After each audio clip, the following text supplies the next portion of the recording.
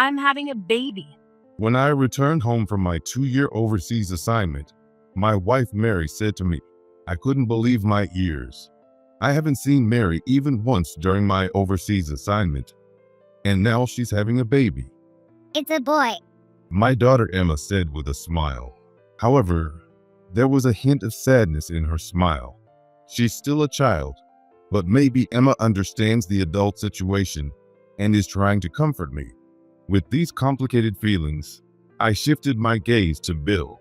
At that moment, Bill smirked proudly. That's how it is. That's how it is. Hearing those words, something inside me snapped. Everyone just does whatever they please. My clenched fist trembled. Suddenly, I felt a soft touch on my hand. Looking down, I saw Emma's small hands covering my fist. My name is David, and I'm a 40-year-old office worker for a major trading company. In terms of work, I've had a smooth and trouble-free career. While I'm not particularly fast in climbing the corporate ladder, I'm not lagging either. I'm satisfied with both my income and my job benefits. However, when it comes to my private life, it's a different story altogether, one that makes me want to turn away in embarrassment. I have a wife, Mary, who is 3 years younger than me, and an 11-year-old daughter, Emma. Mary, if I may say so myself, is stunningly beautiful, to the point where people do a double take when they see her. She has striking eyes, straight nose, and glossy full lips. Combined with her curvaceous figure, she attracts attention just by being there. In other words, when it comes to looks, she is a flawless beauty. Looking at this alone, people might envy me for having such a wonderful wife, but since we got married, not once have I ever felt truly happy. That's because Mary and I are bound together by a special circumstance. If my meeting with Mary had been something destined, or if we had come together naturally, I might have been able to open my heart to her and reveal everything. But there is an unbridgeable gap between us that has persisted over time. Of course, having been together for a long time since our marriage, I do have feelings for Mary. However, it's hard to say that these feelings are entirely pure. I have reservations about her, and she somehow looks down on me. We've kept our true feelings hidden and have lived our married life this way. A change came to our marriage. It was related to the arrival of Bill, who was headhunted by the company. Bill, who is 5 years older than me, was indeed a capable man, which is why the company scouted him. On top of that, he's quite the charmer and attentive to women. So, soon after his assignment, he became popular in the department. But I don't hold Bill's abilities in such high regard. That's because Bill is a man who has gained fame not by pioneering new ideas of his own, but by taking others' ideas and claiming them as his own. Such a sly Bill was promoted to department manager and became my boss. This development led to trouble. It happened at our department's annual tradition, the fishing tournament. This event, which families can join, is very popular in our department, and about 100 people gather at the early summer seaside. We compete for the size of the fish caught, have fresh fish prepared by fishermen, barbecue, hold games for the kids, and offer fun for both adults and children, making it a hit. Mary and Bill first met at this fishing tournament. This is my wife, Mary. This is my boss, Bill. As people continue to gather at the venue, I introduced Mary to Bill. Bill's eyes lit up. I've seen this scene many times before, so it didn't surprise me much. It's only natural for people to be shocked to know that such a beautiful woman is married to an ordinary guy like me. I'm Bill, the department manager. David here always helps me out, but I must say I'm envious of you having such a beautiful wife. Bill said, glancing between Mary and me. Then he smiled and looked at Mary appraisingly. Bill, you're quite the flatterer. Your wife must be very happy to hear such compliments. Mary wasn't one to be outdone. She responded smoothly, trying to gauge what kind of man Bill was. Oh no, I'm just a lonely single guy. I haven't met anyone as wonderful as you, Mary. Bill replied with a wry smile, subtly advertising his single status. I've encountered this scene many times before, but such encounters have never developed further. No matter how much of a facade our marriage might be, breaking it would carry considerable risk. However, this time was a bit different. I saw Mary and Bill flirting while fishing next to each other. Then I saw them walking on the beach, shoulder to shoulder, looking like a couple. They were far too intimate for people who had just met. I could sense the chemistry between them from the way Mary looked at Bill and the way Bill looked at Mary. Our daughter, Emma, was also participating in the fishing. I didn't want her to see her mother like that, so I tried to intervene between them. But just as I was about to, Emma begged me to play with her. Daddy, play with me. Reluctantly, I took Emma away and tried to keep her from seeing Mary. It's just for today. I told myself that and tried to let it go. But this time, it didn't end there. The fishing tournament marked the beginning of Mary and Bill getting closer. Mary started leaving the house more frequently. At first, she would go out with friends on my days off, but it escalated, and she started leaving Emma behind at night. One day, after finishing some overtime, I came home to find Emma watching TV alone. "Emma, where's Mommy?" When I asked Emma, who was engrossed in her cartoons, she secretly frowned and hugged me. A man came in a car and took Mommy away. Emma said, looking like she was about to cry. I don't know what she was told before being left alone. She must have been trying hard to hold back her loneliness. Her anxious feelings broke through, and tears started falling from her eyes, leaving Emma behind and going out. Anger welled up inside me. Do you know who the man was? When I looked into Emma's innocent eyes and asked, she nodded. The man who held Mommy's hand at the beach. Emma said in a small voice. The man who held her hand at the beach. It was Bill. She left Emma to meet Bill. I didn't know who initiated it, but either way, I couldn't let it slide. I confronted Mary when she came home late that night and, fueled by anger, yelled at her. Where have you been this late? Don't yell at me at this hour. It's my business where I go. Mary said shamelessly. Emma is only 11 years old. Don't you think this is irresponsible? I usually spoke cautiously, but this time I couldn't hold back my feelings. Maybe Emma's tears from being left behind were etched in my mind. Then you should come home earlier. I've been babysitting all this time. It's about time you took care of her too. Mary lashed out to justify herself. I don't mind taking care of Emma. She's attached to me, and being with her warms my heart. But it's wrong for me to take care of Emma just so Mary can cheat on me. You were with Bill, weren't you? Emma told me. Mary, are you having an affair? I questioned her with a burning throat, and Mary glared at me with contempt. An affair? Who knows? Why don't you ask Bill yourself? Mary said defiantly, and disappeared into the bathroom. From the bathroom, I could hear her humming and the sound of the shower. I felt utterly disgusted. My anger towards Mary, my disdain for Bill, and the resentment towards the man who had forced Mary onto me all mixed together, stirring my heart. Daddy, are you okay? I noticed Emma peeking out from her room, looking at me with concern. Emma, I'm okay. Let's sleep together tonight. I forced a smile onto my tense face and bent down to face Emma. She grinned and buried her face in my chest. Emma's presence was my only solace. I didn't confront Bill about this matter. Exposing the fact that my boss was sleeping with my wife wouldn't improve my situation. Bill is overwhelmingly popular at the company. I've risen quietly through the ranks, with few enemies, but also few allies. If I angrily confronted Bill, people would just laugh at me as the tragic guy who married a woman out of his league. So, it's better to turn a blind eye to their relationship, fulfill my duties as an office worker, and pour all my love into Emma. I thought this way to protect my mental state. However, things took a turn for the worse. Suddenly, I was assigned to work overseas. The assignment was in France for 2 years. and it was Bill who made the decision. David, your skills are needed for this project. I know it'll be lonely to leave Mary behind, but please endure it. I didn't miss the smug look on Bill's face.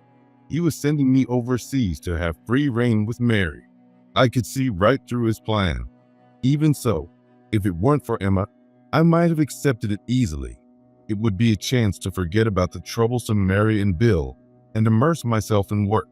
But leaving Emma behind and going overseas was unbearable. If I left, Mary and Bill's relationship would become more intimate. If that happened, Mary might not hesitate to act in front of Emma. Even though she's a child, Emma is in her elementary school years. She wouldn't be oblivious to her mother's actions with a man who isn't her father. I requested to take my family with me for the overseas assignment. However, Mary refused. Emma is in elementary school. It would be too hard for her to leave her friends and go to France. Mary's argument was valid. In a normal family, there would be no disagreement. But ours isn't normal.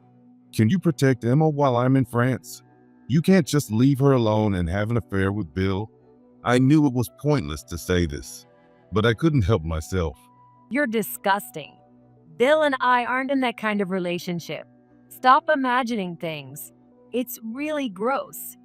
Mary insisted she wasn't having an affair, and I couldn't push her further. Each argument with her left me feeling more and more empty. In the end, I had to go to France alone. On the day of my departure, Emma said to me, Daddy, I'll be okay. Work hard and come back soon. Seeing Emma's brave face, I couldn't stop the tears from welling up.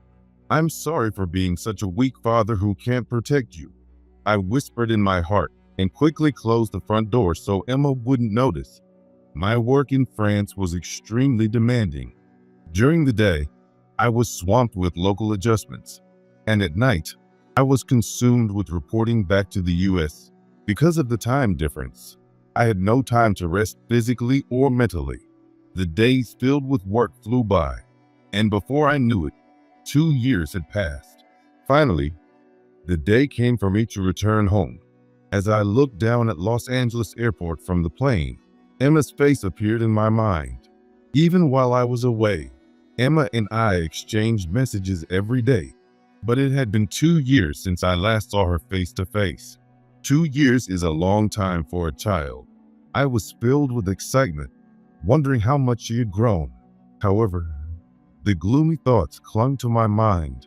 What was the situation between Mary and Bill? And what would happen next? How did Emma feel about their relationship? And what did she want? Thinking about Emma's feelings made my heart ache. When the taxi from the airport stopped in front of my house and I grabbed the doorknob, I hesitated for a moment. I didn't know why, but it felt like this familiar house wasn't my home anymore.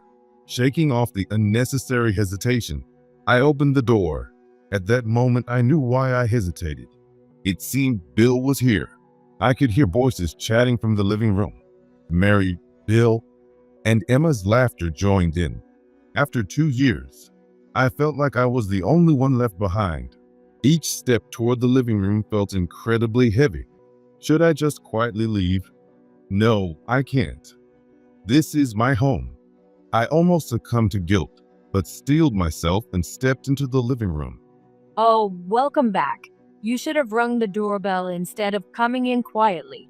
Mary said, turning her head towards me while still lounging on the sofa. David, you've done well. It's good to see you looking well. Bill said, acting like he was the master of the house. There was no sign of hesitation, even though he was in someone else's home. Emma, caught between Bill and Mary, looked at me with a conflicted expression. It seemed like she wanted to run into my arms, but couldn't. Seeing the three of them together, I didn't know what to say. Then Mary, with a defiant smile, rubbed her belly. I'm having a baby. Mary said nonchalantly. I couldn't believe my ears. I couldn't understand what she meant. But then I noticed that her belly, under the blanket, was swollen. I haven't seen Mary even once during my overseas assignment, and now she's having a baby. My heart froze, and I was at a loss for words. Then Emma said to me, It's a boy. Emma smiled brightly. That smile darkened my heart. It felt like the only solace I had, Emma, had also been taken by Mary and Bill, filling me with emptiness. However, there was a hint of sadness in her smile. She's still a child, but maybe Emma understands the adult situation and is trying to comfort me. With these complicated feelings, I shifted my gaze to Bill. At that moment, Bill smirked proudly. That's how it is. That's how it is. Hearing those words, something inside me snapped. Mary was carrying Bill's child. Bill said this without any guilt. These people, disregarding my feelings, doing whatever they please. My clenched fist trembled. Suddenly, I felt a soft touch on my hand. Looking down, I saw Emma's small hands covering my fist. I took Emma's hand and walked outside. I didn't want her to breathe the air dominated by Mary and Bill. The 3 months after returning home were filled with agony. My wife, Mary, was taken by my boss, Bill, and on top of that, Mary was carrying Bill's child. Mary took Emma and went to live at Bill's house, leaving me alone in an empty home. The only thing I could do in this situation was to sue Mary and Bill for their infidelity and demand compensation. However, even if I did that, I wouldn't get much money, and it wouldn't make me feel any better. Besides, they must have already prepared themselves for that. Is there nothing else I can do? At that moment, Emma's face came to mind. If Mary and Bill stayed together, Emma would have to live between them. Thinking of Emma worrying about me while watching Mary and Bill's moods made my heart ache. That's it. What I need to do is to tear them apart. Tear them apart and get Emma back. That's the only way. I have no choice but to open the forbidden door I swore never to reveal. A long-held secret that has tormented me. It dates back to when I decided to marry Mary. I didn't marry Mary out of love. 10 years ago, Mary was forced on me by John, who was an executive at the time. Mary, who worked at a nightclub, was John's mistress. John was deeply infatuated with Mary. However, their 3-year relationship ended when Mary became pregnant. John's wife was a relative of the company's president at the time, so he couldn't break up with her. If he did, it would ruin his predetermined path to becoming the company's president. So John decided to tie Mary and me together to smooth things over. This is a lifelong favor. If you marry Mary, I will make sure you get promoted to the board of directors, John said with a solemn expression. He introduced me to Mary, telling her that I was a promising young man who would surely make her happy. At that time, I was 30 years old. An executive was like someone from a different world.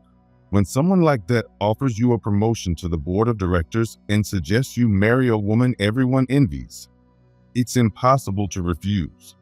On the other hand, Mary was drawn to the alluring promise of a bright future and agreed to marry me. But a relationship filled with such ulterior motives was doomed to fail.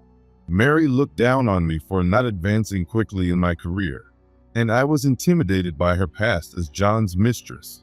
Moreover, when John later became the president, Mary wasn't at peace. Mary was tormented by her decision to settle for someone with an uncertain career instead of becoming the president's mistress. It was a relationship that could have ended at any moment, but what held it together was Emma. Even though we weren't related by blood, I was captivated by Emma's innocence and felt sympathy for her being abandoned by her biological father. I swore to myself that I wouldn't let Emma feel sadness. Looking back, I endured this 10-year marriage solely for Emma's sake.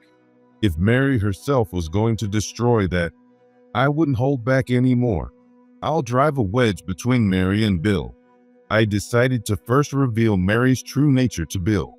Bill, can I have a word with you? After work, I invited Bill to my usual bar. Bill, seemingly prepared for this moment, agreed without hesitation. I've decided to step aside from Mary. As soon as we sat at the counter, I went straight to the point. Bill grinned broadly. So, you're going to leave her. That makes things easier. Since she's pregnant, it's inevitable. But don't worry, I'll make Mary happy in your place. Bill, with a greedy smile, poured wine into my glass. What happiness! Don't make me laugh, I muttered to myself and gave Bill a sly smile. There was no need for further conversation. I'd like to tell you something about Mary. As soon as I said that, Bill interrupted me. I already know everything. After all, we're having a baby together. Bill said with a smug smile. Is that so? So, do you know who Mary was involved with before she married me? Bill's grin faded slightly, but he quickly regained his composure and smiled confidently. She's a beautiful woman. I can imagine she had her share of suitors. The past doesn't matter. What matters is who she has chosen now. Bill said, looking triumphant. Suitors. Let me tell you then. All right, if you say her past doesn't matter, but how would you feel if I told you she was the mistress of the current president? I explained to Bill how I ended up marrying Mary. As I continued, Bill's expression darkened. I was practically given Mary by John, the president, and now you've taken her from me. How do you think John will react when he finds out? And Emma is John's child. You'll have to take care of not only your child, but John's as well. I'm more than happy to finally unload this burden I've been carrying for the past 10 years. But can you handle it, Bill? I could see Bill's confidence waning.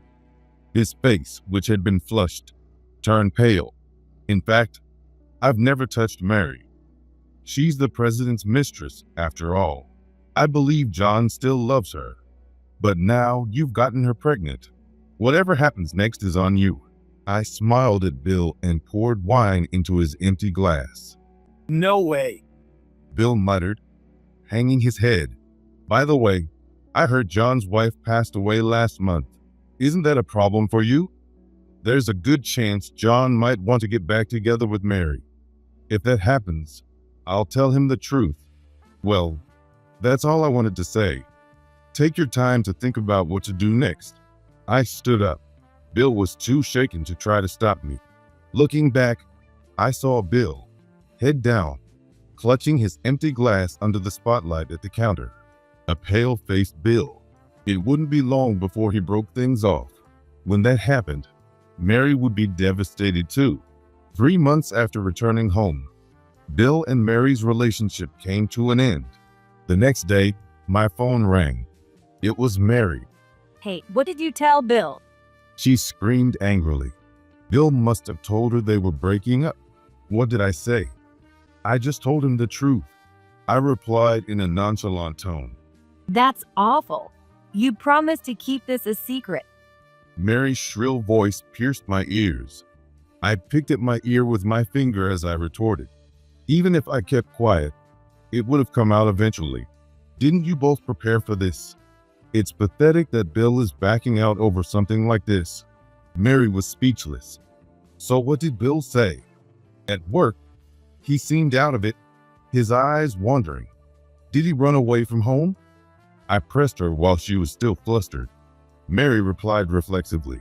Bill ran off to a hotel. Our baby is due soon, and he just left. Her voice began to soften. He's just that kind of man. Bill never had the resolve to protect you. But it's fine. You still have John. You can get back together with him. I suggested to Mary that she reconcile with John, and then I told her the fabricated scenario I had created. Here's the story I told Mary. First, Mary should approach John, who has recently lost his wife, and ask to reconcile. John likely still has feelings for Mary and would be open to it. The problem would be Mary's pregnancy, but she could hide her relationship with Bill and lie that the baby is mine. Since Mary and I are married, John would have no choice but to accept it. After all, I have been raising Emma, who is John's child. In this scenario, I would divorce Mary and be free, regardless of what happens with Emma. This plan would take us back 10 years. The two who were separated by circumstances would finally be together in a way that benefits both of them. That sounds perfect. But do you think it will work? Hearing Mary's voice, I could tell she was eager. She had taken the bait. It will work, as long as you still have the charm to attract John. That won't be a problem. I'm starting to feel confident about this. It seemed Mary was completely on board. But there's one condition for our divorce. Is that okay? What is it? I want you to give me custody of Emma. At first, Mary hesitated, but she quickly chose becoming the president's wife over retaining custody of Emma. Now, everything was ready. I smiled and hung up the phone. Then things proceeded just as I had planned. I quickly finalized my divorce from Mary and secured custody of Emma. Armed with this fact, Mary asked John to reconcile. Although John was initially confused about the upcoming baby, he accepted Mary's explanation that it was my child. I would raise Emma, who is John's child, and John would raise the baby that is supposedly mine. It's a bit complicated, but John felt a sense of guilt towards me, so he accepted it. As long as I kept quiet, Bill would remain in his position as department manager, and Mary would enjoy her life as the president's wife. John would finally achieve his unfulfilled love with Mary, and I would live with my beloved Emma. Everything would fall into place. However, I'm not that kind-hearted. I couldn't bear working under a despicable boss like Bill, or watching Mary flaunt her status as the president's wife. And ultimately, the root cause of all this was John. If John hadn't forced Mary on me, none of this complicated mess would have happened. There was no way I would let John find happiness. I'll destroy all three of them. I decided to reveal the truth to John. John, it's been a while. When I called, John sounded very cheerful. He must have been over the moon after being approached by the still beautiful Mary, even after 10 years. You've done a lot for me. Thank you for taking good care of Mary. I was quite surprised when I heard she was pregnant with your child, but considering her beauty, it's understandable that living together would lead to that. Now it's my turn to raise your child. It seemed John was unaware of Mary and Bill's relationship.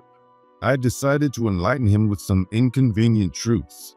Well, this is a bit difficult to say, but John, you mentioned that Mary's baby is mine, right? But that's not true. I spoke hesitantly. John's tone immediately turned sharp. Not true. What do you mean? Mary said it was yours. The truth is, I've never had that kind of relationship with Mary. I thought this day might come, and I've kept my chastity.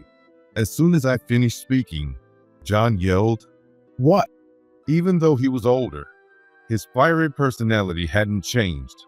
Then whose child is it? John's voice grew even louder. It's very hard to say, but it's Bill's. This is an undeniable fact. My daughter, Emma, said Bill was frequently visiting our home while I was overseas, and I heard it directly from Bill himself. He bragged, "He'll make Mary happy in your place." So Mary and Bill were having an affair behind my back. I spoke with a serious tone, and I heard something being slammed on the other end of the line. It seemed John was furious. That Bill. I brought him into the company, and he dared to do this. John's words were filled with anger.